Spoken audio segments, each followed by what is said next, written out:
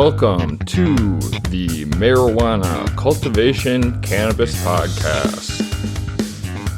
I'm your host, Steven Glansberg, broadcasting from James A. Garfield Studios. We're glad to have you. Today we're going to be talking about some marijuana, cannabis, weed, whatever you want to call it, growing related topics. We're going to get into the nitty-gritty details about how to get your first grow going. And we're also going to talk about the things that I wish I would have known prior to growing myself. Had I known these tips and tricks, probably would have saved myself a lot of tears in my early growing days.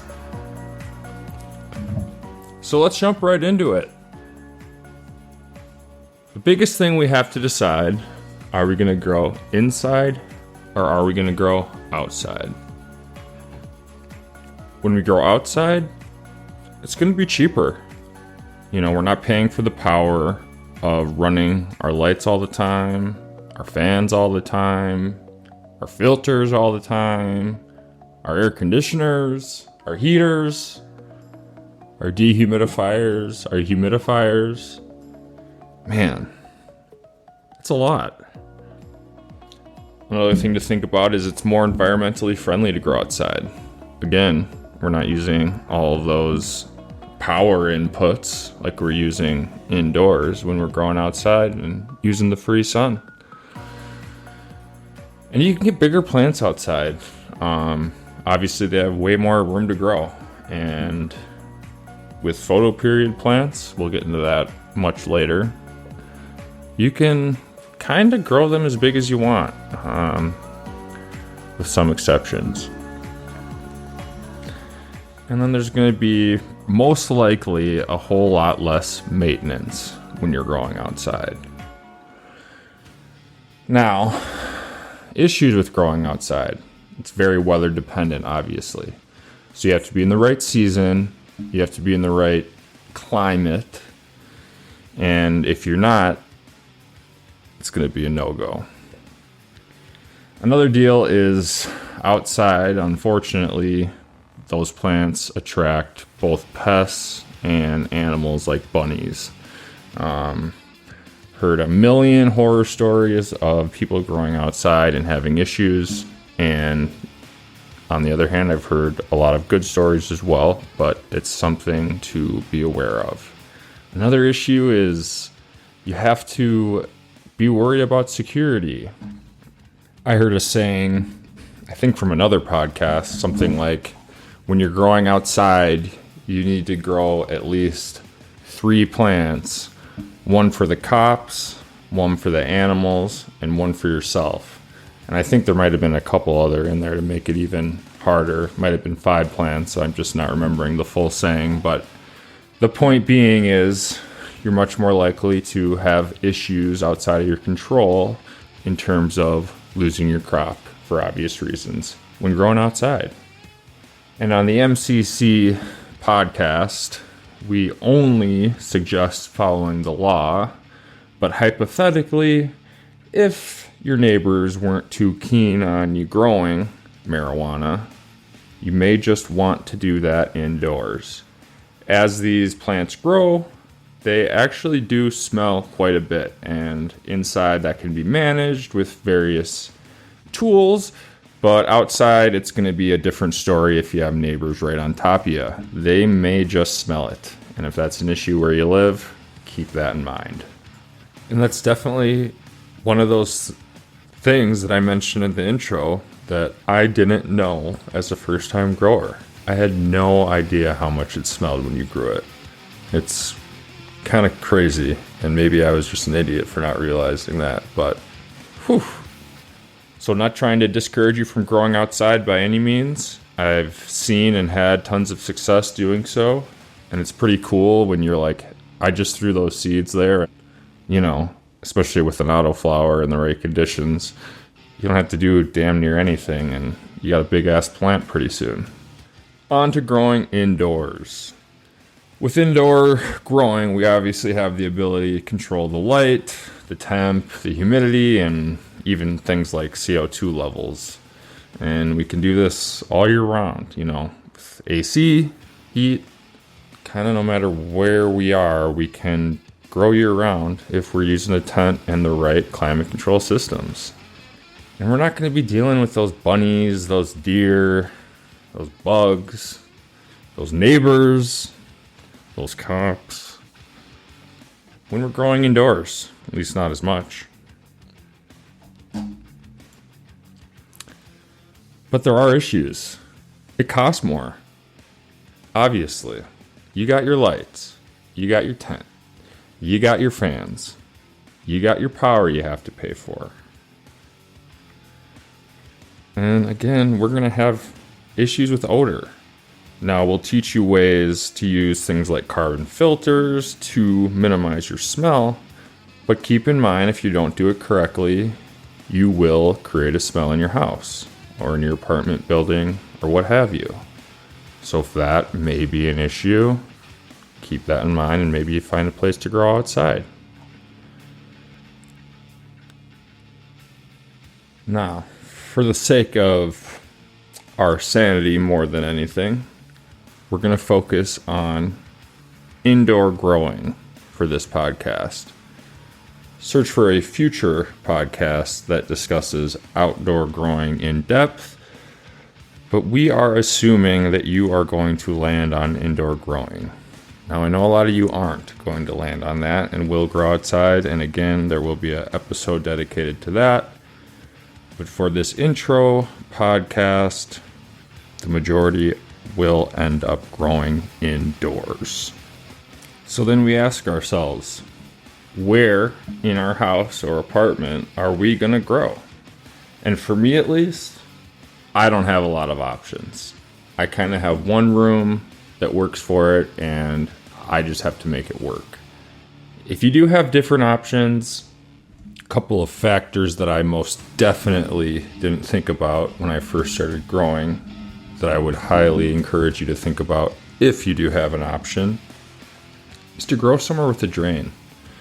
Not only is it good insurance for if there's some sort of flooding that may happen when we deal with water, but also you're going to eventually need to be running a dehumidifier. Excuse me. A dehumidifier. And that mother effer is going to be so annoying to empty all the time. Unless you have some sort of drain in your room. And I actually have a drain in the room across from where my grow room is. And I just snake a hose underneath the door from the dehumidifier to the drain. And then I never have to worry about emptying it. The other thing that I didn't realize that was important was if you can find a option that doesn't have any light leaks. If you have a basement or some room without windows, as much as windows are great, they make growing photo periods a bit difficult, as growing photo periods require 12 hours of darkness during their flowering stage. And if we don't do that, we have all sorts of issues that can pop up, like hermaphrodite weed plants. I'm not kidding. So, if we can get a room that can keep the light from being a factor, at least light from the sun, that's going to bode real well for growing photo period cannabis plants. But like I say, most of us have one room and we make it work. I have windows in the room that I grow in. So I had to go to Home Depot, buy some blackout curtains, put them up. At first they didn't look so great. Over time I adjusted and made it look nice, but the big thing was to keep out all of that light, and it did just fine. A million other factors go into where you want to grow, but those are kind of the big ones. Oh, and if you can get a room with a lot of outlets, it's amazing how many outlets you need. Power strips can extend the amount of outlets you have, but I don't like loading a bunch of electronics into power strips. That's just me, kind of freaks me out. So having a bunch of different outlets makes me feel better about my setup. So we have our grow room picked out. This is actually called a lung room. So as you are consuming various cannabis educational material, if you see lung room, it's just the room that your tent is in, basically. What the heck do we need for our grow setup? I'm not gonna lie to you, it's kind of a bitch. And it's more than you probably are expecting. But it's worth it. And the saying that I keep telling myself, and it's paid off, is buy once, cry once. If you can get the damn thing that works well, you only have to buy it once. There's many different tools relating to my grow that I tried to get cheap on and ended up having to buy a nice one anyway later. I highly recommend getting some sort of pre-put together kit. A lot of different companies have kits out there that has 85% of the things that you'll need to get your grow going. And it really kind of takes that guesswork out of it for the new grower. For my first grow, I got one of the AC Infinity kits. They're one of the most popular brands out there right now for your growing supplies. And it comes with a whole heck of a lot of things that you end up needing for your grow. And you know it's all going to fit together. You're not mismatching anything or, hey, this doesn't fit into that. It's all going to work right out of the box. It comes with a controller that you can hook up to your phone and monitor from anywhere. You're at work, you're at the office, you're at the ball game. You can look down at your phone and see what's going on in your tent. It's pretty cool. Give you like the relative humidity, the temperature, the VPD, pretty much everything you need to know. And then it also comes with an inline fan that's going to pump out air, giving you negative pressure in your tent.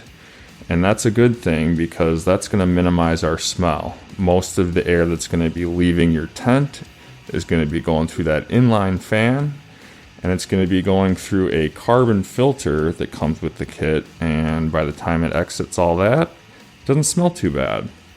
We're also obviously going to get a big light in this kit. And this doesn't really mean anything to me, but in this particular kit that I had started with, it came with a 200 watt LED grow light board called the Ion Board S24. It worked great. I have heard negative things about LEDs from old school growers, but it's all I know is LED, and I've had great success. What else do we have here? Comes with a clip fan, so you'll probably want to buy a second one, but you can wait on that. And it comes with a bunch of other things like pruning shears, twist ties, trellis netting, your fabric pots that you can get going with. And this way we can start our grow confidently, even if we don't really know what all these things are for. We can get to that. So you get one of these kits. There's other brands out there, Mars, Gorilla. They all sell kits, and they're all just fine in 2024. There's different price ranges between the different brands, and feel free to browse.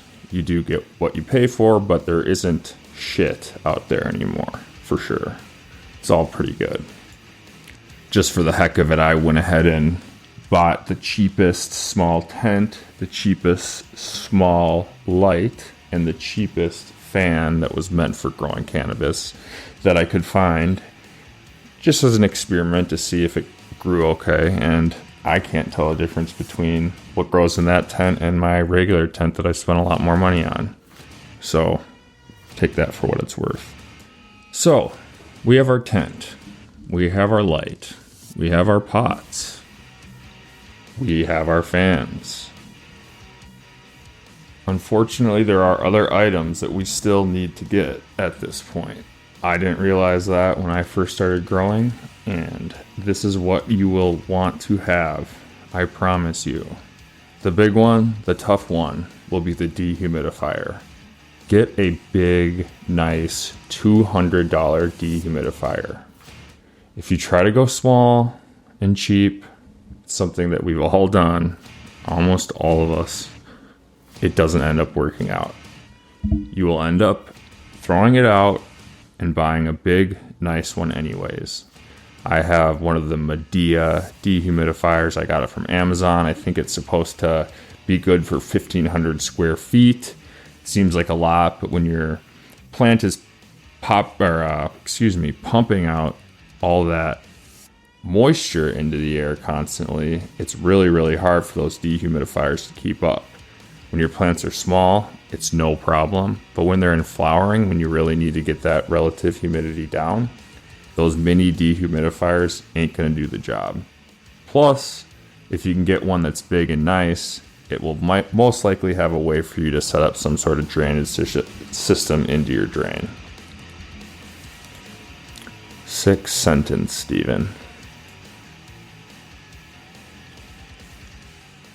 Other things we'll need are pH pens, pH meters, and EC meters. One is going to give us the pH of our medium or our nutrient mix or our water. And the EC meter is going to measure kind of how much of our nutrients are in the water and help us come up with our solutions for our feedings. Again, you get what you pay for on these. I went through a million cheapo ones, and now I have some expensive Apera/AC Infinity pH/EC meter all in one combo. That's the way to go, in my opinion. Just have it in one single unit versus having to have two, and it just saves a little space and time. Now, the next big decision we have to make is if we're going to be growing in cocoa, soil, DWC, deep water culture. For the beginner, we're going to want to stick between the soil and the cocoa categories.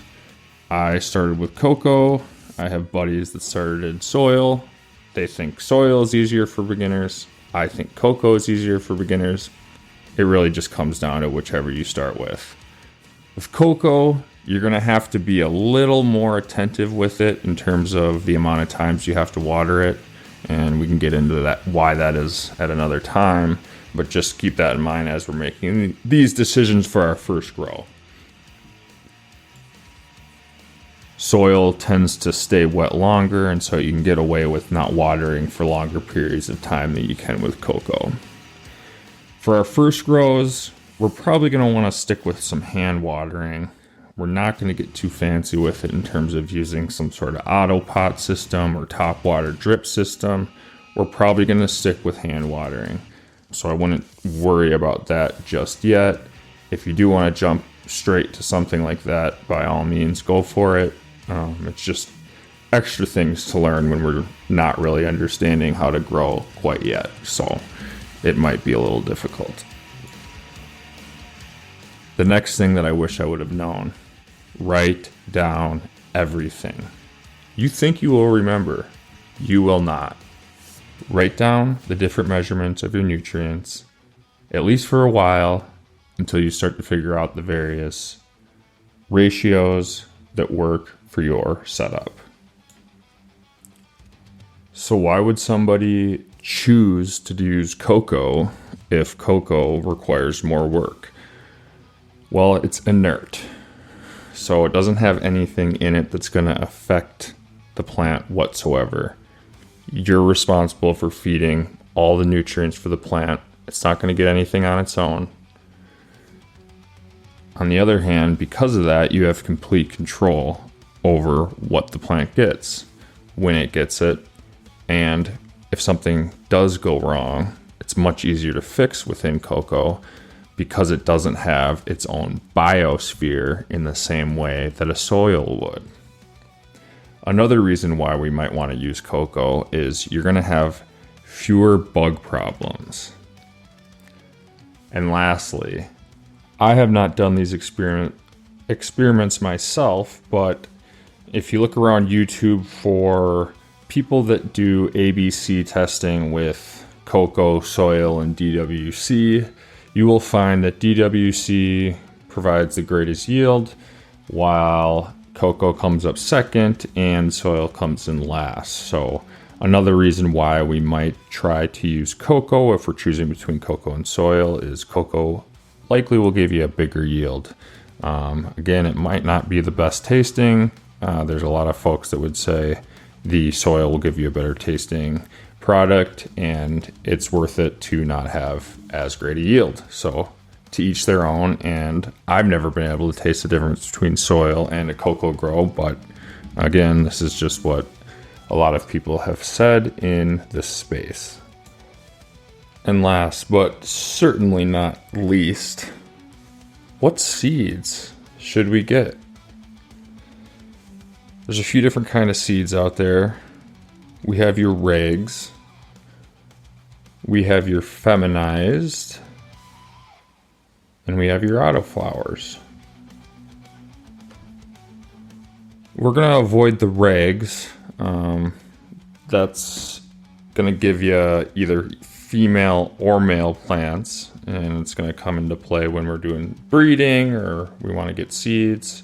But for our beginner use, we want to steer clear of any seeds that are regs.